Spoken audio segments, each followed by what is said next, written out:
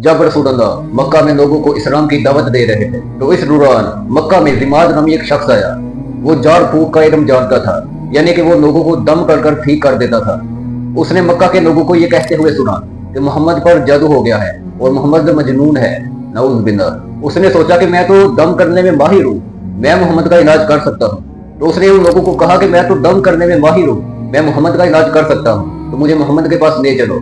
वो रसूलुल्लाह के पास पहुंचा और उसने उनसे कहा कि ए मोहम्मद, मैं तुम्हारे जादू का इलाज जानता हूँ, तो अगर तुम चाहो तो मैं तुम्हारा इलाज कर सकता हूँ। रसूलुल्लाह ने उसके सामने बस अपने खुतबे में पढ़े जाने वाले चंद अल्फाज पढ़े, जिनका तर्जुमा कुछ यूं है कि तमाम हमद अल्लाह के लिए है, हम उसी की हमद करते हैं और सिर्फ उसी से मदद मांगते हैं, और जिसे अल्लाह सीधी राह पर चलाए उसे कोई गुमराह नहीं कर सकता, और जिसे वो गुमराह छोड़ दे उसे कोई राह रास्त पर नहीं ला सकता।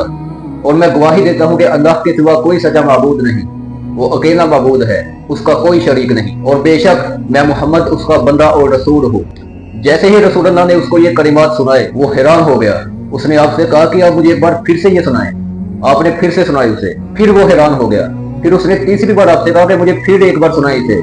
फिर आपने तीसरी बार उसे ये कलिमात सुनाए तो वो बोल उठा कि मैं बड़े बड़े जादूगरों से मिला हूँ, बड़े बड़े काहिनों से मिला हूँ, लेकिन ये कलिमात मैंने किसी से नहीं सुने। यानी कि उसे इसका पता चल गया कि रसूलुल्लाह कोई जादूगर और काहिन नहीं है, बल्कि वो अल्लाह के रसूल हैं। उसने फिर रसूलुल्लाह से कहा कि आप अपना हाथ आगे बढ़ाएं और मेरी बैत को कबूल कर लें। तो इस तरह जो रसूलुल्लाह का इलाज करने आया था उसका अपना इलाज हो गया और वो हिदायत पर आ गया। उनका नाम हजरत जिमाद रज़ी अल्लाह अन्हु।